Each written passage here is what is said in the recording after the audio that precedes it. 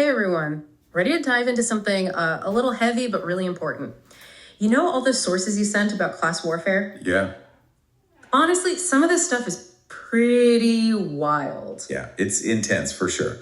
But it is, more nuanced than just like rich people versus poor people, right? Right. It's really about how you get these systems, built into capitalist societies. Yeah. And they can concentrate wealth and power among the elites. Right. And those ripple effects are what we're going to unpack today. Yeah, and we're talking about like real world impact here, not just some theoretical debate. Right. You sent that article from the Economic Policy Institute, and it says the richest 1% of Americans own more wealth than the bottom 90% combined. Oh, yeah. That's it. Right? It's a striking statistic. That's a lot to wrap your head around. It is. And that sort of wealth gap doesn't just happen by accident. Right. It creates this environment, where exploitation of the working class becomes almost inevitable. And that can happen through wages, through working conditions, even how the political landscape gets skewed. Right. So let's bring this down to earth a little bit with some real world examples. Yeah, absolutely. Amazon and Walmart. Yeah. Huge companies. Everybody knows them. But what about the people who actually work there? Right. Well, your sources paint a pretty grim picture. Yeah. You've got Amazon warehouse workers dealing with grueling conditions, high injury rates, all while struggling to make ends meet. Mm-hmm. Meanwhile, the founder, Jeff Bezos, is literally launching himself into space. Right. So it really highlights this massive disconnect between those two realities. It's kind of dystopian, right? It really is. And then there's Walmart. The Walton family who owns it is one of the wealthiest families in the world, yet so many of their employees need public assistance just to survive. Yeah. It's like, how? No, and it goes beyond just those low wages. Right. The sources detail other ways that the system is kind of rigged against working people. Yeah. Think back to the 2008 financial crisis. Right. Working class folks lost their homes, but the institutions that caused the whole mess got bailed out by the government. That's crazy. Yeah, and then you've got things like predatory lending practices, Right. payday loans, subprime mortgages, Yeah. that are essentially designed to trap people in these cycles of debt. It's like financial quicksand. It really is. But if this is so messed up, why does it keep happening? Part of the answer, I think, lies in how the media shapes our understanding of these issues. Oh, okay. When billionaires own media outlets, it raises some serious questions about whose interests are actually being served. This is where things get really interesting. Right. We're talking Fox News, the Washington Post, owned by Bezos, John Malone's influence on CNN. Mm-hmm. How much does that ownership impact what gets reported, especially when it comes to things that could, threaten the wealth of these billionaires? Yeah, that's the big question, isn't it? It's about who controls the narrative. Right. For example, Fox News often gets criticized for spinning narratives that frame policies that would help the working class, like healthcare reform, taxing the rich as a tax on individual freedom. It's wild. And that's a powerful way to frame things. It's like using fear to turn people against things that would actually benefit them. Right. But it's not just Fox News, is it? No, it's a broader trend. The sources also talk about this idea of promoting bootstraps narratives. Yeah, the idea that anyone can succeed. Yeah, anyone can succeed if they just work hard enough. Exactly. And that completely ignores all the systemic barriers that people actually face. Right. It shifts the blame away from the system onto the individual. Right. It's like saying just work harder while completely ignoring the fact that the playing field is totally uneven. Totally. And so we've got a system that concentrates wealth at the top corporations, prioritizing profits over people, and a media that often reinforces those inequalities. I mean, it's a little bleak, but you also sent a list of 10 recent examples that make this stuff even more real. Yeah, those examples are really powerful because they show just how pervasive these issues really are. Yeah. From the daily struggles of workers to the way powerful interests manipulate the system for their own gain. All right, let's get into it. First up, back to Amazon, those warehouse conditions. Apparently, they're even worse than we initially thought. Yeah. And get this, while workers are risking their health for low pay, Bezos is blasting off into space on a joyride funded by, their labor. It's a pretty stark visual representation of the gulf between the lived experiences of the working class and the elite. Totally. Okay, that's one. Next, we've got Walmart, the ultimate example of low wages. They rake in billions. but they rely on taxpayers to essentially subsidize their employees through public assistance programs. It's a classic example of how corporate greed ends up shifting the burden onto society as a whole. And buckle up for this one. During the COVID-19 pandemic, while so many people were struggling, guess who got bailed out? Billionaires and corporations. The pandemic really exposed the deep inequalities baked into our economic system. Essential workers risking their lives for little reward while the wealthy were insulated and in many cases even profited from the crisis. It's a system that really benefits a select few. Yeah. Often at the expense of everyone else, but Yeah. recognizing that is the first step toward changing things. Right. We've kind of laid bare the reality of class warfare, but now what? Like, what can we actually do about it? It's easy to feel powerless against these like massive forces, Yeah, and systemic change doesn't happen overnight, that's for sure. Yeah. But history's full of examples where these seemingly unbreakable power structures were challenged and eventually transformed. Right. You think about like the civil rights movement, or the fight for women's suffrage, Right. the labor movement of the early 20th century, all driven by ordinary people demanding a better world. Yeah. Okay. That's encouraging. But those were like huge movements. What can we as individuals do to make even a small dent in something as big as class warfare? Yeah, well, I think for starters, knowledge is power. The more people understand how these systems actually operate, the more likely they are to demand change. Right. So having conversations, sharing information online, even just bringing it up with friends and family can help raise awareness and maybe even shift public opinion. So talking about it does matter. It does. But what about concrete actions? Like beyond just spreading the word, what can we actually do? One of the most effective ways to push back against corporate exploitation is to support organized labor. Okay. Unions have a long history of fighting for better wages, benefits, and working conditions. So joining a union if you can, or supporting pro-union legislation can have a real impact. Okay, I've heard people criticize unions though, saying Yeah. they like hurt businesses. What's your take on that? It's true that unions can create challenges for businesses, Okay. but they also help create a more balanced power dynamic between employers and workers. Right. It's about making sure that workers have a voice at the table and can negotiate for fair treatment. And it's not just about traditional unions either. Yeah. The gig economy has given rise to new forms of worker organizing, like driver cooperatives and freelancer collectives, Right. that are challenging exploitation in these really innovative ways. So supporting workers' rights is one way to fight back. What about the political side of things? That feels so massive and almost impossible to influence, Yeah, you're right. Political engagement is crucial. Voting for candidates who support policies that benefit working people. Yeah. Things like a higher minimum wage, better healthcare access, stronger social safety nets. Right. That's essential. But it can feel like the system is rigged in favor of the wealthy. Yeah. Especially with those billionaire-backed campaigns working against the interests of everyday people. Exactly. It's so discouraging. So is voting even enough? It's a starting point. Yeah. But to really make a difference, you need to be more actively involved, supporting grassroots organizations, fighting for economic justice, donating to campaigns. You believe in volunteering your time, contacting your elected officials to let them know where you stand on these issues. Okay. These actions can actually have a real impact. Politicians are more likely to listen when they know their constituents are paying attention. Okay, that makes sense. So we've got supporting workers, getting politically active. What about this whole media manipulation issue? Like, how do we break free from these narratives that are being spun by billionaire-owned outlets? Yeah, well, that requires developing some critical media literacy skills. Okay. Question everything you consume. Consider the source who's funding the message.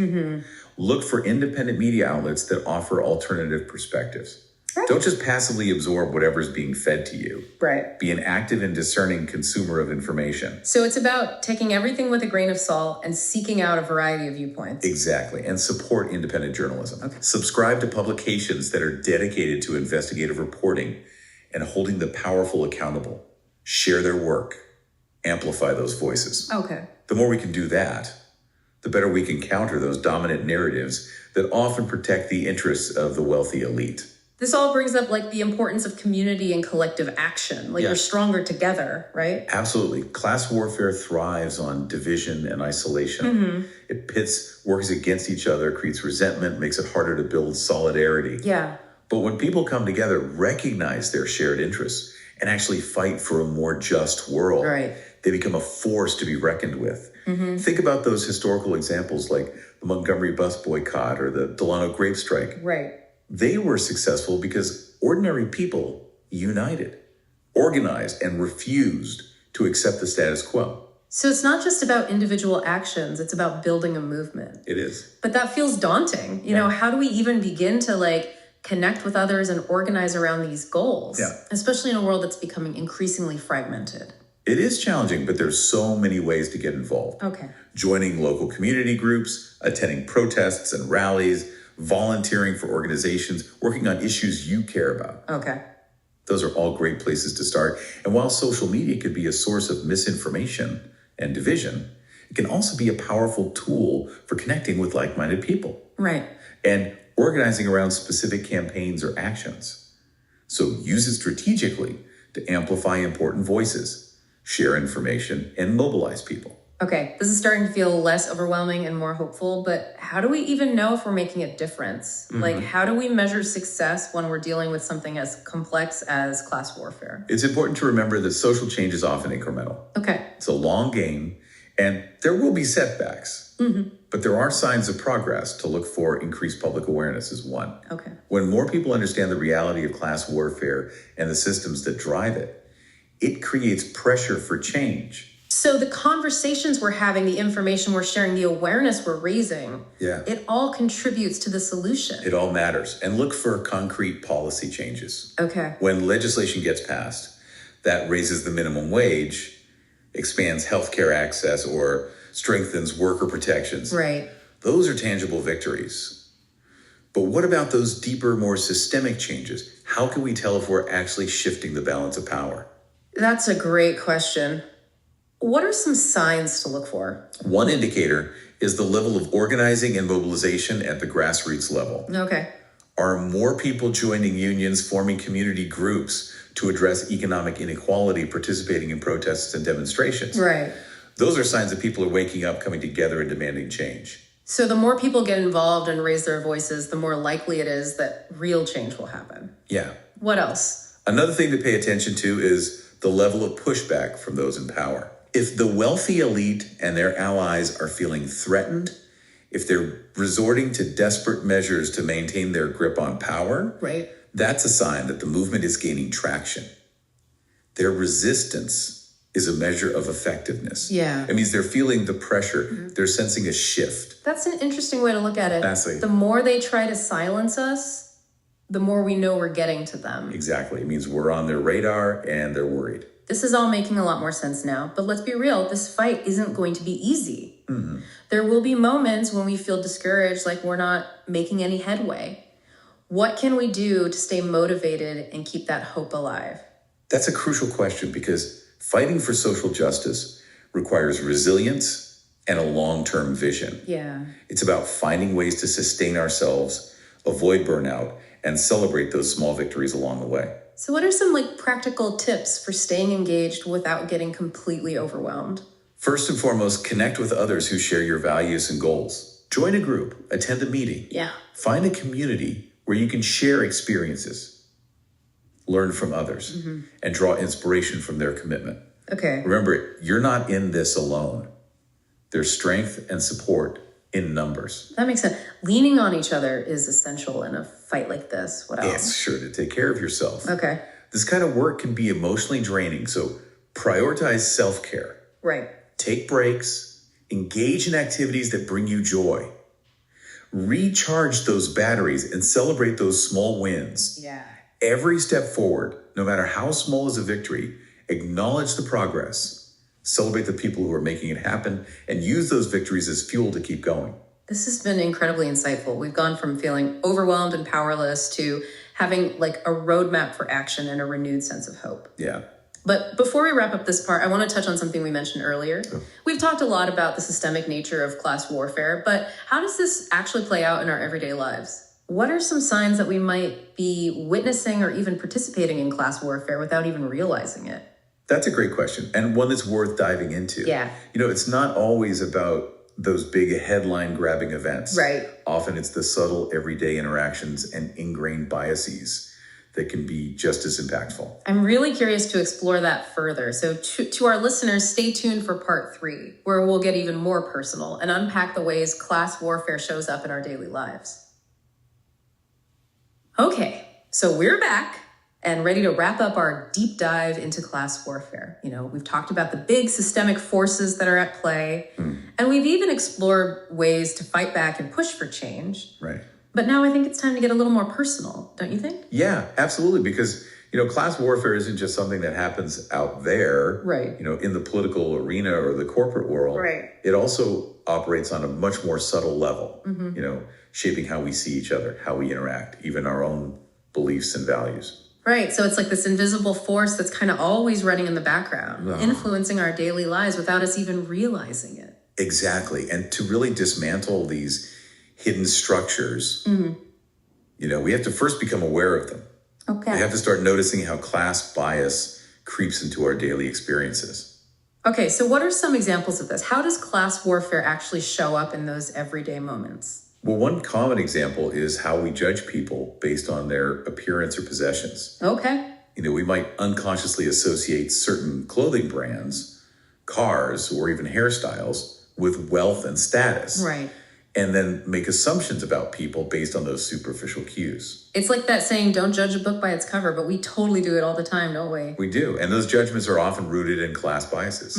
We might assume that someone dressed in expensive clothes is smarter or more competent or more trustworthy than someone wearing more affordable clothing. And it's interesting because it's not just about judging others, right? It can also work in the opposite direction. Yeah. Like we might feel judged ourselves because of our own economic background. Absolutely. There's this concept called class passing. Okay. Where people from lower income backgrounds try to hide their origins by adopting the mannerisms or speech patterns or consumption habits of the upper class. Oh, wow. So it's like they're trying to fit in to avoid being stereotyped or discriminated against. Exactly. What does that say about how deeply ingrained these class distinctions really are? It really highlights how powerful those unspoken class codes can be. Yeah. And the pressure that people feel to conform. Yeah. It's not just about individual choices. Right. It's about navigating a system where certain markers of class can open or close doors. That's a really powerful point. The sources also talked about how class bias can affect how we interact with people in service industries. And it makes me think about how I treat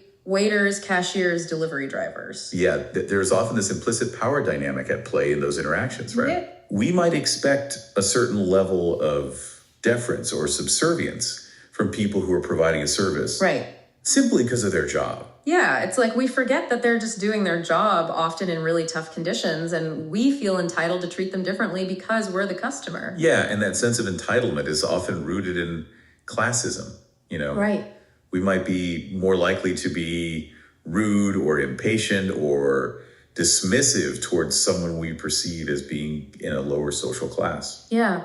Have you ever seen this happen or maybe even done it yourself? Oh, for sure. It's definitely something to be mindful of. Yeah, it's a good reminder to check ourselves. Yeah. And make sure we're treating everyone with respect, regardless of their job or economic background.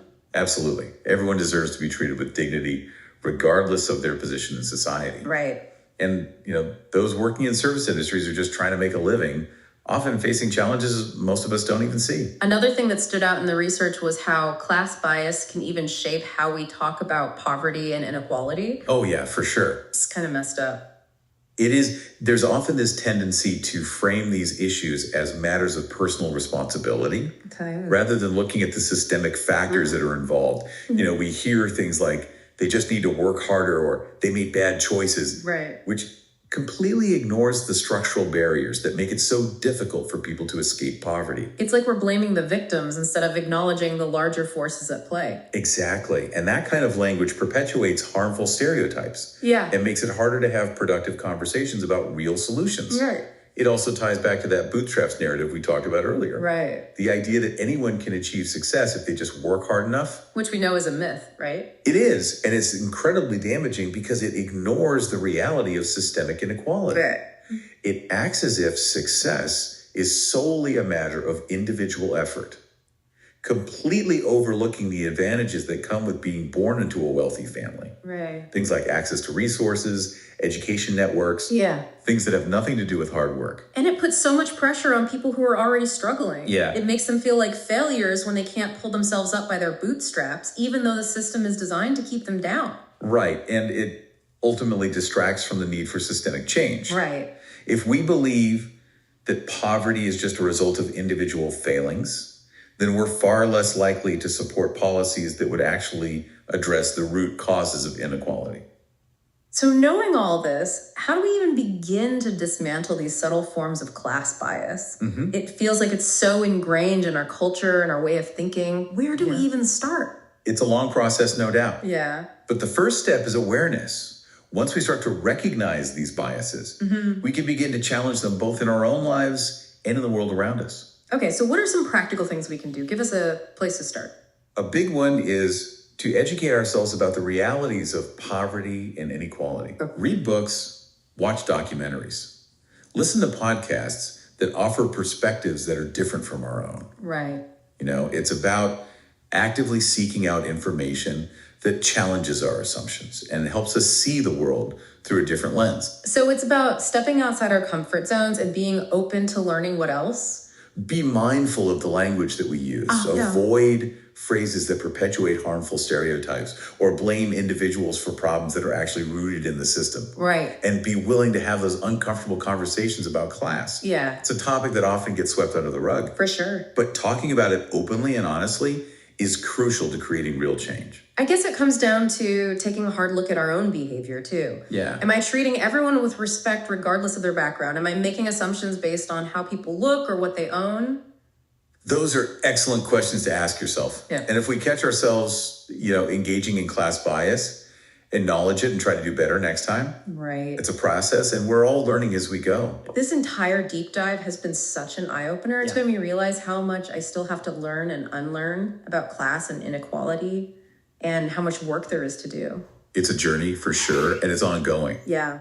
The important thing is to keep learning, keep challenging our own assumptions, and keep working towards a world where everyone has a real chance to thrive, regardless of their background. I love that. So to our listeners, thank you so much for joining us on this deep dive. Yeah, thanks for listening. We hope this conversation has been thought-provoking, maybe even a little uncomfortable. Mm-hmm. But ultimately, we hope it leaves you feeling empowered. Change starts with each of us. Yeah. It's about becoming aware of our own biases, challenging the systems that perpetuate inequality, and working together to create a more just and equitable world where everyone has the opportunity to reach their full potential. And that's a future worth fighting for.